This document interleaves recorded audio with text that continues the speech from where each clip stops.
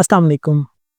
ہم میں سے ہر شخص کی یہ خواہش ہے کہ اللہ ہمیں اس دنیا سے چلتا پھرتا لے کے جائے، لیکن پھر بھی فالج یا سٹروک ایک ایسی بیماری ہے جو کہ خدا نخواستہ ساری زندگی کے لیے کسی آدمی کو مفلوج کر دیتی ہے اور وہ دوسروں پر ڈیپینڈنٹ ہو کے رہ جاتا ہے۔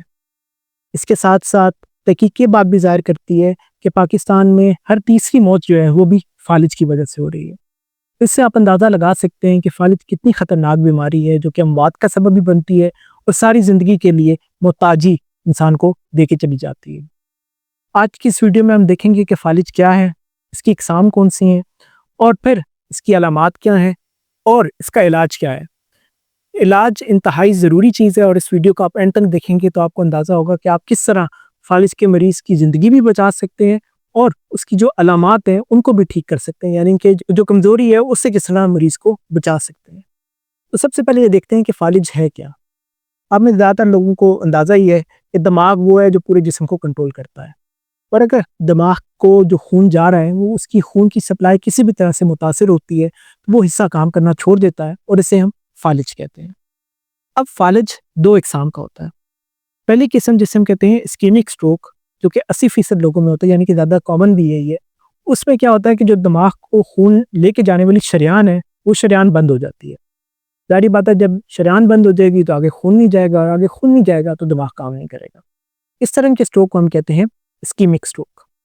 اس کے مقابلے میں جو دوسرا سٹروک ہے جسے ہیمریجک سٹروک کہتے ہیں، اس میں کیا ہوتا ہے کہ خون کی جو شریان ہوتی ہے وہ پھٹ جاتی ہے، اس کی وجہ سے بھی آگے خون بھی نہیں جاتا، اور پھر جو خون دماغ میں جمع ہوتا ہے وہ دماغ کو نقصان پہنچا رہا ہوتا ہے۔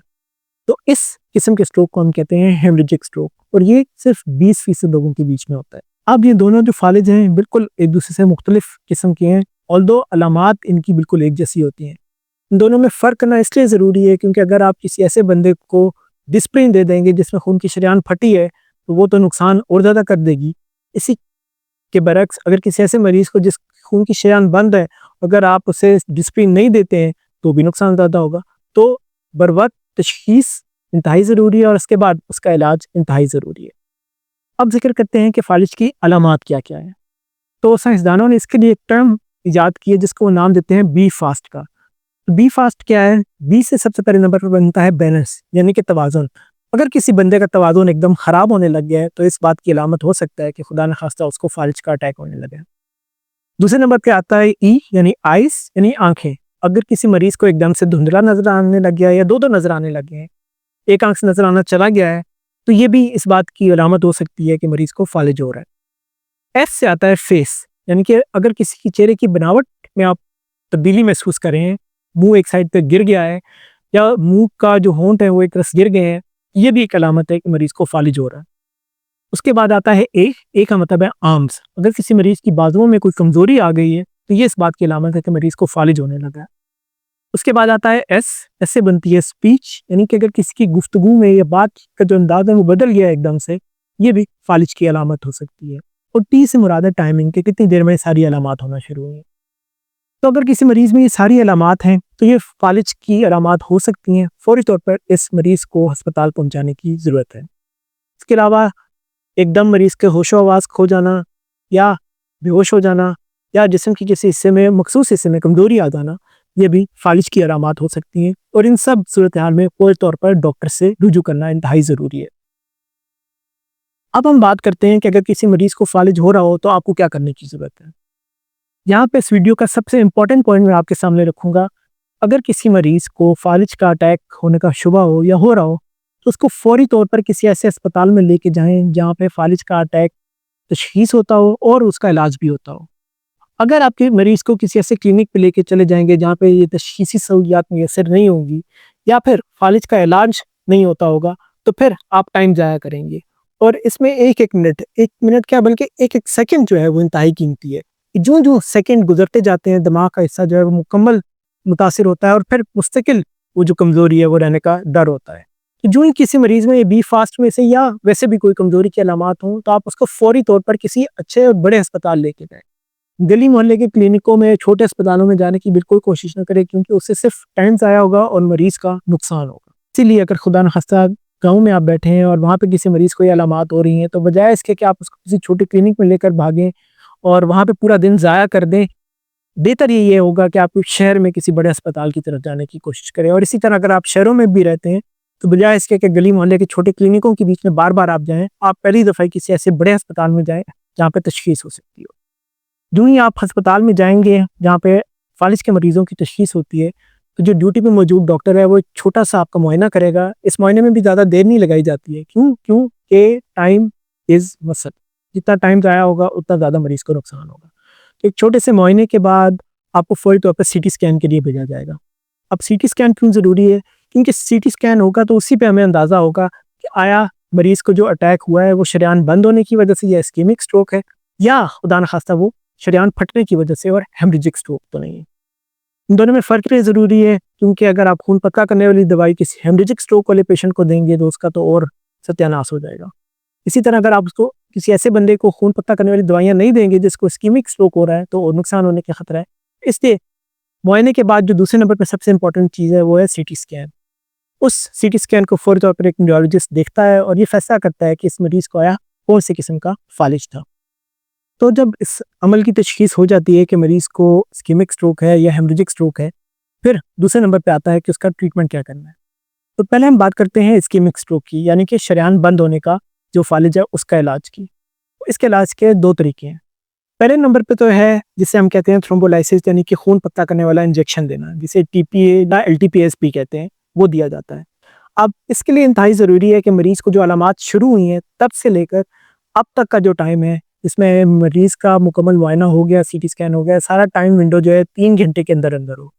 بعض کنڈیشن میں 4.5 گھنٹے کا ٹائم بھی دیا جاتا ہے, لیکن آپ نے یہ یاد رکھنا ہے کہ مریض کو اٹیک ہونے سے لے کر جب تک اسپتال میں وہ پہنچا اور سارے ٹیسٹ وغیرہ ہوئے, اگر تو یہ ٹائم 4.5 گھنٹے کا ہے تو اس کو ایل ٹی پی ایس یا خون پتلا کرنے والا انجیکشن دیا جا سکتا ہے.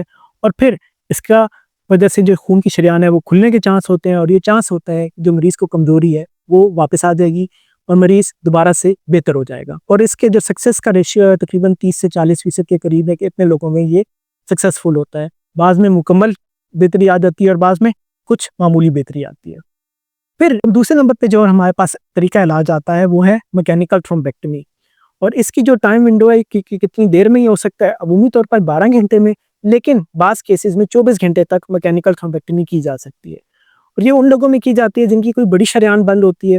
تو اس میں ہوتا کیا ہے کہ جیسے انجیوگرافی ہوتی ہے ویسے ہی دماغ کی انجیوگرافی کی جاتی ہے, اور پھر دیکھا جاتا ہے کہ کون سی بڑی شریان بند ہے اور اس کو ہم وہاں پہ جو موجود خون کا لوتھڑا ہوتا ہے اس کو نکال لیتے ہیں, اور پھر امید کی جاتی ہے کہ جو مریض کی کمزوری ہے وہ آہستہ آہستہ بہتر ہو جائے گی. تو پہلا علاج ٹی پی ہے یا خون پتلا کرنے والا انجیکشن ہے, اور دوسرا ہے میکینیکل تھرومبیکٹمی. اب میکینیکل تھرومبیکٹمی کہاں پہ ہوتی ہے یہ ہم آگے چل کے ڈسکس کریں گے. اس سے پہلے میں آپ کو یہ بتا دوں کہ وہ لوگ جن میں اس طرح کا اسکیمک سٹروک نہیں ہوتا یا ہیمریجک سٹروک ہوتا ہے, یعنی کہ خون کی شریان پھٹنے کی وجہ سے فالج ہوا ہوتا ہے, ان کا طریقہ کار جو علاج کا ہے وہ اس سے بالکل مختلف ہے. اس میں اگر تو جو فالج کا خون رہا رسہ ہے وہ بہت تھوڑا ہے اور کسی ایسے حصے پہ ہے جہاں سے جسم کو زیادہ نقصان ہونے کا خطرہ نہیں ہے, تو پھر انتظار کیا جاتا ہے. کچھ دوائیاں ایسی دی جاتی ہیں کہ مریض کو آہستہ آہستہ وقت کے ساتھ ساتھ وہ جو خون ہے وہاں سے وہ کم ہوتا جائے اور اس سے علامات بہتر ہوں. اگر تو جو خون رس رہا ہے وہ بہت زیادہ ہے تو پھر جو دماغ کا سرجن ہے یعنی کہ نیورو سرجن وہ یہ فیصلہ کرتا ہے کہ اس کو کھول سکتا ہوں میں اور خون نکال سکتا ہوں یا نہیں. اگر تو وہ یہ سمجھے کہ اس خون کو نکالنے سے مریض کو فائدہ ہوگا تو پھر تو آپریشن کیا جاتا ہے, لیکن اگر وہ سمجھے کہ اس کا آپریشن سے اس مریض کو کوئی فائدہ نہیں ہوگا, الٹا اگر آپریشن کرتے ہیں تو مریض کا واپس ہوش میں آنے کا چانس ہی بالکل ختم ہو جائے گا, تو پھر انتظار کیا جاتا ہے اور امید کی جاتی ہے کہ اللہ خود اپنا کوئی رحم کرے اور آہستہ آہستہ جو مریض کی حالت ہے وہ بہتر ہو. تو یہ تو طریقہ علاج تھا ہیمریجک سٹروک کا. اب یہاں پہ یہ ضروری ہے کہ آپ کو ان ہسپتالوں کا بھی پتہ ہو جہاں پہ یہ میکینیکل تھرومبیکٹمی کی سہولت میسر ہے. بدقسمتی سے پاکستان میں یہ والے ہسپتال ابھی اتنے زیادہ تعداد میں موجود نہیں ہیں جہاں پہ میکینیکل تھرومبیکٹمی کی سہولت موجود ہے. البتہ راولپنڈی میں کچھ ہسپتال جیسے کہ RIC Rawalpindi institute of cardiology میں یہ سہولت میسر ہے کہ 24 گھنٹے میں اگر آپ کبھی بھی وہاں پہ فالج کے مریض کو لے کے جائیں گے جو کہ ٹائم ونڈو کے اندر ہو اور کچھ ضروری شرائط وہ پورا کرتا ہو, تو پھر اس کو میکینیکل تھرومبیکٹمی آفر کی جا سکتی ہے, اور یہ 12 سے 24 گھنٹے کے اندر اندر جو کمزوری ہے اس کو بہتر کرنے کی کوشش کی جا سکتی ہے. اس کے علاوہ راولپنڈی میں ہی EEMH یعنی کہ پاک ایمریٹس ملٹری ہاسپٹل ہے جسے عرف ہم MH کہتے ہیں, وہاں پہ بھی یہ سہولت 24 گھنٹے کے لیے میسر ہے.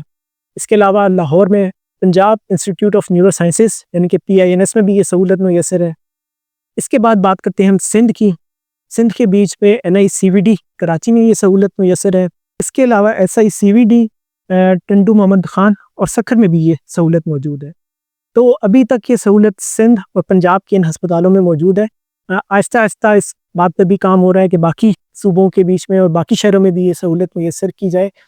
تو اگر آپ کا کوئی قریبی جس کو فالج ہوا ہے اور وہ ان ہسپتالوں کے ارد گرد موجود ہے اور وہ 12 گھنٹے کے اندر اندر ان ہسپتالوں میں پہنچ سکتا ہے، تو کوشش کریں کہ جلد از جلد مریض کو ان ہسپتالوں میں لے کے جائیں تاکہ ان کی وہاں پہ فوراً انجیوگرافی کی جائے، اور پھر اگر کسی خون کے شریان کو کھولا جا سکتا ہے تو اس کو کھولا جائے۔ یہاں پہ ایک بار پھر اس بات کے اوپر میں آپ کی توجہ دلانے کی کوشش کروں گا کہ اس میں انتہائی ضروری اہمیت کا حامل ہے ٹائم۔ اتنی جلدی علامات کے بعد مریض ہسپتال پہنچے گا اتنا زیادہ اس کو فائدہ ہونے کا چانس ہے۔ اگر کوئی مریض 6 گھنٹے کے اندر پہنچ رہا ہے تو اس کو شاید اتنا فائدہ نہ ہو جتنا اس مریض کو ہوگا جو کہ 2 گھنٹے کے اندر اندر پہنچے گا، اور اسی طرح جو 24 گھنٹے میں مریض پہنچتے ہیں ان کو جو فائدے کی شرح ہے وہ سب سے کم ہوگی۔ تو اس طرح آج کے ہم نے ویڈیو میں ڈسکس کر لیا ہے کہ فالج ہوتا کیا ہے اور اس کی علامات کیا کیا ہیں اور پھر اس کا طریقہ علاج کیا ہے۔ امید ہے یہ ویڈیو آپ کے لیے معلومات کا باعث بنی ہوگی۔ آگے بھی اس طرح کی مزید ویڈیوز کو دیکھنے کے لیے میرا چینل لائک، شیئر اور سبسکرائب ضرور کریں، اور اگر آپ کا کوئی سوال ہے تو آپ مجھ سے رابطہ کر سکتے ہیں۔ شکریہ۔ السلام علیکم۔